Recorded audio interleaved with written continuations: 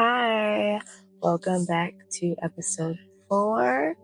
Yes, episode 4 of The Midnight Story, where I, Kiera Sherelle, will be reading you a bedtime story. So you know the deal so far. Hopefully, turn the light off, okay? Get comfortable, sit down, lay down, whatever it is you're looking to gain from this right now, which hopefully is relaxation, little peace of mind, get you to sleep, okay? Today we are going to continue with Sundays at Tiffany's by James Patterson. I believe I am at chapter 7, and I'm just going to get right into it. Thank you for watching. Okay, chapter 7. Jane was sobbing on her bed, all by herself when he came in. She sure didn't look like a birthday girl, but then why would she, poor kid? Michael sighed, then sat down beside her and wrapped his arms around the little girl who didn't deserve to be hurt like this. No child did. "It's okay, honey. Let it all out," he whispered against her hair, which always smelled of Johnson & Johnson's baby shampoo. It was now one of his favorite scents. "Okay, but you asked for it." Snuffling, her small face streaked with tears, Jane pulled off her shoes and dropped them on the floor. "I think Vivian totally forgot my birthday," she said, and she shuddered with leftover tears. "And my dad came, which was good, but then he left in about 2 minutes, and he was going to Nantucket, my favorite place in the world, without me. And I didn't get a puppy either." Jane held the purple poodle against her cheek. He had noticed that she often cuddled objects close to her. A winter coat, a pillow, a stuffed animal. She had a lot of hugs to give, but not enough people to give them to. "You're a good listener," she said, with one last sniffle. "Thanks. I feel better." Michael looked around her room. It was pure Jane. Stacks of chapter books written for much older kids, a real saxophone in the corner, a large poster with vocabulary words in French. Over her desk, an autographed picture of Warren Beatty. Vivian had brought it back from a 3-month business trip to Los Angeles, during which she hadn't come home once to see her daughter. Now Michael had to talk to Jane. The place, her cozy room, away from that stupid party, couldn't have been better. The timing, right after she'd been hurt by both of her parents on her birthday, couldn't have been worse. "You are an amazing, amazing girl," Michael said. "Do you know that? You must." "Sort of, but only because you tell me every other day," she said with a watery smile. "You're beautiful inside and out," he went on. "You're incredibly smart, well-read, funny, considerate, and generous. You've got so much to give." Suddenly, Jane looked very alert. He had just said she was smart, and she was about to prove it to him, wasn't she? "Michael, what are you trying to say? What's going on? Something bad?" His legs weakened and his eyesight blurred. Why now? Why Jane? Why him? "You're 9 now," he forced himself to say.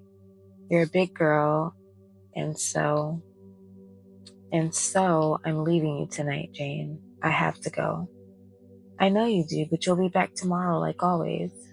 Michael swallowed. This was impossible. It was breaking his heart. "No, Jane, the thing is, I'll never be back again. I don't have a choice in this. It's a rule." Just saying the words made him feel worse than he ever had. Jane was special. She was different, and he didn't know why. He just knew she was. For the first time, the rule about when to leave a child struck Michael as stupid and unfair. He would rather die than cause Jane this much pain. But it was true that he had no choice. He never had. She didn't cry, didn't move a muscle in her face, just like Vivian. She looked Michael squarely in the eyes and said absolutely nothing. There was an awful stillness about her that he'd never seen. "Jane, did you hear me?" he finally had to ask. There was a pause that seemed to go on forever. "I'm not ready for you to go," she said, and large tears started to stroll down her cheeks again. "I'm really not ready. I'm not crying. My contact lens is literally being weird right now."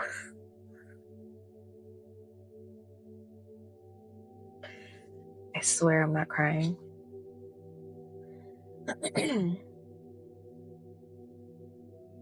Large tears started to stroll down her face. "I'm really not ready."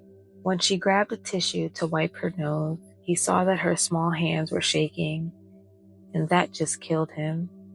Those delicate little hands trembling uncontrollably, it was unbearable. Damn it, he thought. Then an idea came to him, but this was something he'd never done before, not with any other child. "Jane, I'll tell you a secret. It's a secret I've never told anyone, and you can't ever tell anyone either. It's the secret of imaginary friends." "I don't want to hear your secrets," she said, her voice wavering, but Michael kept going. "Children have imaginary friends to help guide them into their lives. We help children feel less alone, help them find their place in the world, in their families. But then we have to leave. Have to. It's always been that way, and it will always be that way, Jane. That's just how it works. But I told you I'm not ready." Michael let her in on another secret. "Once I leave, you won't even remember me, sweetheart. No one ever does. If you ever think of me, it'll seem just like a dream." It was one thing that made any of this acceptable at all. Jane grabbed his arm and held on tightly. "Please don't leave me, Michael. I'm begging you. You can't. Not now, not ever. You don't know how important you are to me. You'll see, Jane," he promised her. "You'll forget me and it won't hurt tomorrow. Besides, you said it yourself. Love means you can never be apart.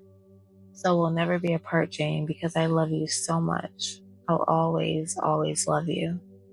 And with those words, Michael began to fade out of the room, in imaginary friend style, and as he did, he heard sweet little Jane's last words. "Michael, please don't go. Please don't. If you go, I'll have no one. I'll never forget you, Michael, no matter what. I'll never forget you." Which brings the story to today. Not an imaginary today either, the real one. Part 2 says 23 years older, but not necessarily that much smarter.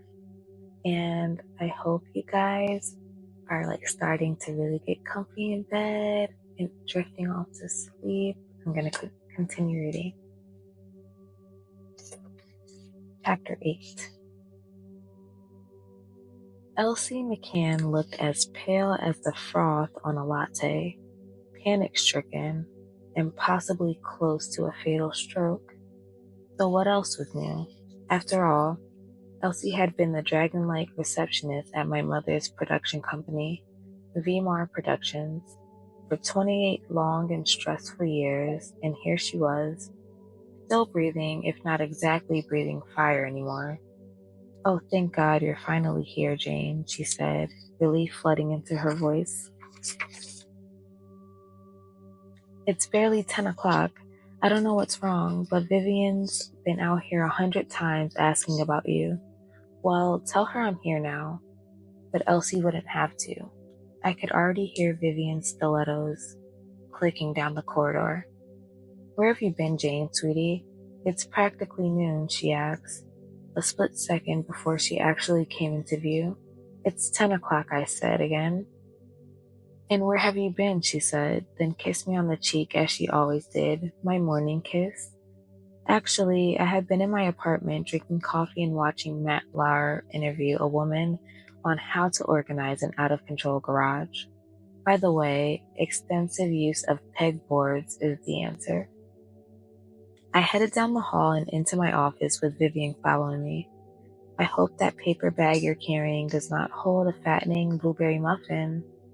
No, it does not, I answered truthfully. The bag held a fattening maple walnut donut, glazed. I sat down at my desk and began going through a 1-inch stack of phone messages.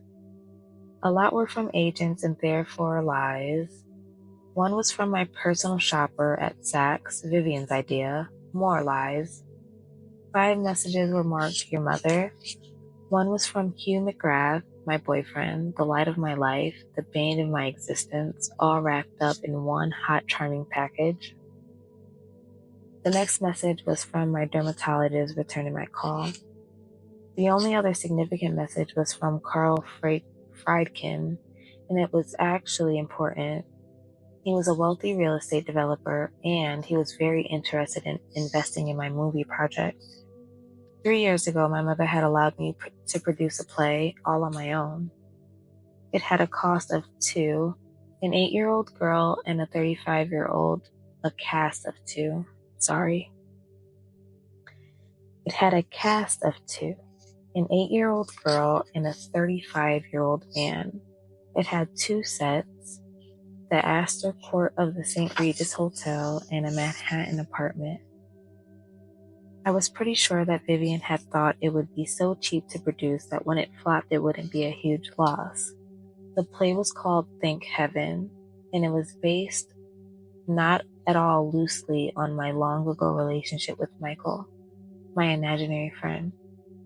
Maybe producing this play had been my way of trying not to forget Michael. Maybe it was just an adorable idea for a play. To both Vivian's and my astonishment, Thank Heaven had been a hit. A smash hit, actually, and a Tony winner. Audiences had loved the story of the chubby little girl and her handsome imaginary friend. When Michael finally left her, you could hear the audience sobbing. Often enough, I had been one of them. A blow-up of a quote from Ben Browning in the New York Times hung over my desk. Call me a sentimental fool, or much worse if you like, but Thank Heaven is irresistible. Like life at its best, it is the perfect combination of charm, tears, and laughter. Of course, Thank Heaven wouldn't bring Michael back, but it had brought Hugh McGrath into my life. Hugh had played Michael, and then he became my real-life boyfriend. When I told Vivian that I wanted to produce a movie of Thank Heaven, she'd said, "That's not a terrible idea, but you'll never be able to do it on your own, Jane, sweetie. You'll definitely need my help. Fortunately for you, I don't have too much on my plate right now." The plan was to raise half the production money ourselves, then ask a Hollywood studio for the rest. Vivian had said she'd match whatever Carl Friedkin came up with. I'm breaking the cardinal rule of production. Never invest your own money, Vivian had said. But after all, your family, Jane, sweetie. Ah, she remembered. I am going to do another chapter. This seems to be the theme here. Chapter 9. In my office, Vivian said, "Call Carl Friedkin right now, this minute. Your mother commands it." She was only half joking. Faithful servant that I am, I pressed his number on speed dial. Wait a second, Jane, sweetie. Hold on. Hang up. Let me think. I hung up. Vivian tented her fingers together as she paced around my small office. It almost looked as if she were praying to the patron saint of theater backers. "Here's what I want you to let Carl know," she said. "Tell him there's a great deal of interest in the project from Gary Schwartz at Phoenix Films. And Gary has an eye for big hits." "Oh my God," I said. "When did Phoenix call?" She gave me an exasperated look. "Oh, for God's sake, Jane, sweetie, they didn't. But let Friedkin think they're interested." She went on. "Tell him that if he doesn't kick in the money today, well, tomorrow's going to be too late." I put the phone down. "Mother, I can see stretching the truth, but outright lying, you know I hate that." Another exasperated look. "It's how the game is played." "By the way, how did you know Carl Friedkin called me?" I asked suspiciously. A mother's intuition, she said, click-clacking toward the door. You went through my phone messages. She pretended to be shocked. I would never do such a thing, looking affronted. She swept out the door, only to sweep back in a second later. Oh, and after you call Carl Friedkin and get our money, don't forget to call your dermatologist back. Chapter 10. My boyfriend, Hugh McGrath, was ridiculously handsome, but should that be held against him? Okay, well, maybe. I can think of a few reasons. Once on a beach in East Hampton, a man walked up to him and said, "Where can I buy a smile like that?" And he'd been serious. That was the kind of guy he was. The kind that something like that would happen to. The kind of guy with velvety brown eyes, a perfect nose, high cheekbones, and a chiseled chin worthy of James Bond. Hugh was a Broadway actor, nominated for a Tony when he was 19. He'd been born with the gift of gab and an innate ability to sell ice to polar bears. Once he'd lean on his elbow in bed and told me that just the sight of me in the morning made him deliriously happy. Since I know what I look like when I wake up, my response was, "You want mustard with that bologna?" Tonight he was meeting me for dinner at Babu, our favorite Italian restaurant in Greenwich Village. 20-some years ago, when I was a little girl, Babu had been called the Coach House. My mother and I would go there sometimes on Sunday nights. I would always order the black bean soup, and she would always say, "No sour cream in the soup, Jane, sweetie. Remember you had a huge ice cream sundae a few hours ago?" Yes, with Michael. Tonight I arrived at the restaurant before Hugh, and the stunning Russian-born blonde at the reservation desk led me upstairs to the dining loft. Once I was seated, I couldn't help people watching. I'll admit it, I'm an addict from way back. Across the aisle from me was an eye-catching couple, a black woman and a blonde white guy, both in their 20s. His navy blue Ralph Lauren suit said, "Successful attorney." Her long legs said runway model. They were clearly in love, crazy about each other. For tonight anyway. At the next table was another couple in their mid to late 40s. She wore a pair of jeans and your basic $500 t-shirt. He wore chinos, a dark brown shirt, a darker brown suede jacket. His eyeglasses were authentic 1950s black. I decided they were art dealers and she was an artist. It was their second anniversary. She was trying to get him to taste her black fettuccine with squid. Yes, I was playing the Jane and Michael game. And yes, I didn't even realize it. And yes, damn it, he was 15 minutes late for our date. It wasn't the first time, especially in the last few weeks. Well, actually, ever since I've been going out with him. 11? I took out my cell phone and placed it on the table. I ordered a Bellini, delicious, perfect, and sipped it while I waited for my date to arrive. Hugh was now a half hour late. Damn him. Then I realized this was the third time in a row that Hugh had been really late without a phone call. I tried to work up concern, like maybe he'd gotten hit by a taxi, maybe he was in the hospital, maybe he'd gotten mugged, but quickly shut it down when I realized it was my anger talking. He was probably at the gym. He was obsessed with staying in ridiculously good shape, and how could I object to that? Maybe because Hugh was now exactly 1 hour late. Nobody needs to be in such good shape. A second Bellini had made me a little lightheaded and hungry. "Perhaps I could bring a little antipasto for you, Miss Margot?" the waiter asked. He was one of my favorites, always so nice, and he remembered me every time. Well, I've been coming here for years. You know, I think I'll order. I remember being hungry, and then I remember being full. I remember looking down and seeing my hand, holding a spoon with some elaborate chocolate pudding kind of thing on it. I remember the waiter placing a small cup of espresso and a plate of biscotti on the table. I put the check on Miss Margot's tab, the waiter said. It was so nice to see you again. I hope you enjoyed your meal. Everything was wonderful. Maybe not everything. I walked out of the restaurant into a chilly spring night in Manhattan, alone. My cheeks were burning, but whether it was the Bellinis or the humiliation, I couldn't tell. I was living that old cliche: when your own romantic life is falling apart, everyone else's looks fabulous. Did I really need to see a middle-aged couple chatting quietly and holding hands in the park? Or the teenagers who decided to stop and kiss eagerly just a few feet away from where I was walking? No, I did not. Why was everyone in New York suddenly madly in love while I was walking alone with my arms folded across my chest? My cell phone rang. Hugh. Of course it was Hugh. And his excuse for tonight would be what? Hello? A little too breathless, maybe? Too Bellini-fied? Jane Margot, the voice on the line said. This is Jane, I answered, not recognizing whoever it was.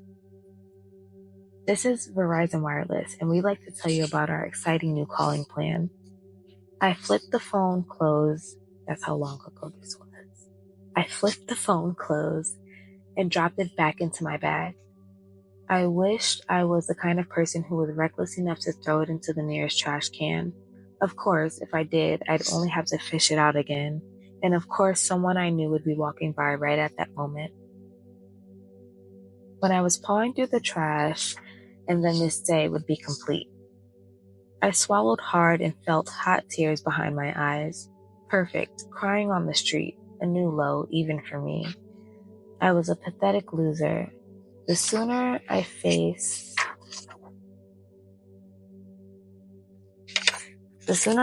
it, the better. The facts were that I was on the wrong side of 30. I worked for my mother, and I was the kind of woman who's gorgeous, too good for her boyfriend, stood her up at the favorite restaurant, and that was the way it was. And I'm gonna stop there because once again, I have to go to work. So remember we left off end of chapter 11, beginning of chapter 12. I'm still figuring out a cycle, so bear with me. And again, if you have any suggestions, drop them in the comments. Please let me know if there's like a book you would like to hear. But that's it for tonight, guys. Good night. Thank you so much for listening, and I'll see you next time. Bye.